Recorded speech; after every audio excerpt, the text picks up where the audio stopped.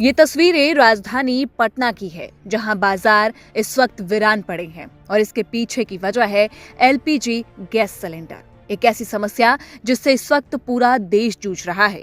फर्क बस इतना है कि कहीं परेशानी कम है तो कहीं थोड़ी ज्यादा, लेकिन देश भर से जो तस्वीरें सामने आ रही हैं वो परेशान जरूर करती हैं। और इसी परेशानी का जायजा लेने के लिए दैनिक जागरण की टीम बिहार की राजधानी पटना पहुंचती है तो एलपीजी गैस की किल्लत की जो कहानी सामने आई है, जो तस्वीरें सामने आई है, वो कारोबारियों को परेशान कर सकती है। क्योंकि एलपीजी की किल्लत से पटना के जो स्ट्रीट फूड कारोबारी हैं उन पर इन दिनों एलपीजी गैस सिलेंडर की किल्लत का सबसे गहरा असर पड़ रहा है।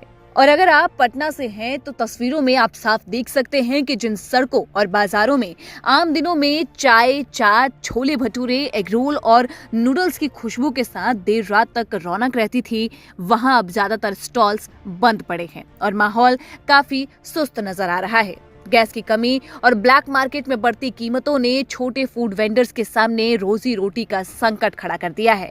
कई वेंडर्स मजबूरी में अपनी दुकानें बंद करने को मजबूर हो गए हैं, जबकि कुछ वेंडर्स ऐसे हैं जो सीमित संसाधनों के साथ किसी तरीके से अपना कारोबार चला रहे हैं। कुछ तो ऐसे भी हैं जो अपने घर से सिलेंडर लाकर अपने रोजी रोटी को चलाने के लिए मजबूर हैं।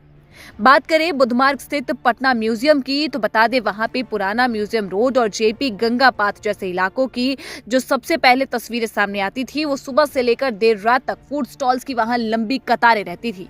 यहां आने वाले लोगों के लिए ये जगह सस्ते और ताजे खाने का एक बड़ा ठिकाना मानी जाती थी, लेकिन अब इन दिनों वहीं पर कई स्टॉल्स खाली नजर आ रहे हैं। दुकानदारों का ये कहना है कि कमर्शियल गैस सिलेंडर नहीं मिलने के कारण खाना बनाना मुश्किल हो गया है और कारोबार लगभग ठप पड़ गया है।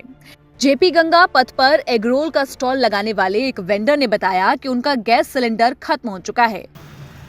गैस तो 2000 का माल 3000 में मिला, कम में रहता 2000 का माल 3000 में मिल रहा है, तो इससे क्या परेशानी हो रही है आपको? रेट भी बढ़ाना पड़ रहा है ना, रेट बढ़ाइएगा तो आएगा, रेट नहीं बढ़ा रहे हैं, ग्राहक कमे है क्या?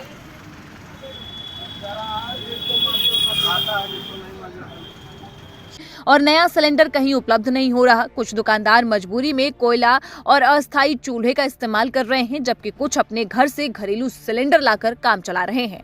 हालांकि वेंडर्स का कहना है कि ये व्यवस्था ज्यादा दिनों तक तो नहीं चल सकती है, क्योंकि घरेलू सिलेंडर से पूरे दिन का काम संभालना मुश्किल होता है।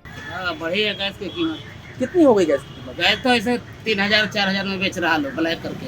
अच्छा, जो छोटे वाले सिलेंडर पे बनाते हैं 300 रुपए किलो बेच रहा है। 300 रुपए किलो देते हैं। आपकी गैस मतलब कोयला का यूज किया जाएगा। स्टॉक में है आपके पास? मेरे पास कोई स्टॉक में नहीं। स्टॉक में नहीं है, तो यहाँ फिर क्या, नंबर भी लगाए हैं, वहाँ भी गैस नहीं मिलता। तो फिर क्या करेंगे आप? क्या करेंगे? लकड़ी कोयला का सहारा लेंगे। कोयला का साथ। और इतना ही नहीं, गैस संकट का जो असर है वो केवल म्यूजियम रोड या फिर मरीन ड्राइव इलाके तक सीमित नहीं है। ये भी बता दें कि शहर के कई ऐसे प्रमुख बाजार हैं जैसे कि न्यू मार्केट, IGIMS के आसपास राजा बाजार, सगुना मोड़, PMCH बोरिंग रोड और डाक बंगला चौराहा जैसे इलाकों में भी यही हालत देखने को मिल रही है। यहाँ रोज लगने वाले करीब 50 से ज्यादा फूड स्टॉल में से लगभग 40% दुकानें बंद हो चुकी हैं। जो दुकानें खुली हैं वहां भी लागत बढ़ने के कारण खाने पीने की चीजों के दाम 20 से 30% तक बढ़ा दिए गए हैं।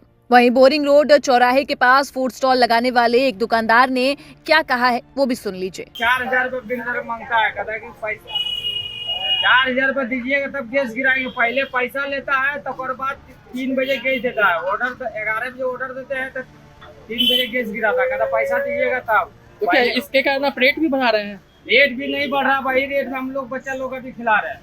तो फिर मैनेज कैसे कर पा रहे हैं? माइनस में जा रहा है, क्या करें? अब बच्चा लोग कहता है कि कहाँ से भैया पैसा दे, आप रेट बढ़ाइएगा तो ये रेट में तो हम लोग के घर से पैसा नहीं मिलता है। तो ये तो इलाका जो है सो बच्चों का हब भी है, काफी तो भी बच्चे है। के लिए ये रेट में भी मिल रहा है, हर जगह रेट, दुकान भी बंद हो चुका है। तो सुना आपने किस तरीके से जो कारोबारी हैं उनकी ओर से ये कहा जा रहा है कि अगर ये समस्या जल्दी खत्म नहीं होती है तो छोटे वेंडर्स को अपना कारोबार पूरी तरीके से बंद करना पड़ सकता है। ये चिंता और ये डर उनके मन में रह रही है, क्योंकि जिन जगहों पर पहले ग्राहकों की भीड़ लगी रहती थी अब कई स्टॉल खाली पड़े हुए हैं और दुकानदार इस उम्मीद में हैं कि जल्द ही गैस की सप्लाई सामान्य हो जाए ताकि उनकी दुकानों की रौनक एक बार फिर लौट सके।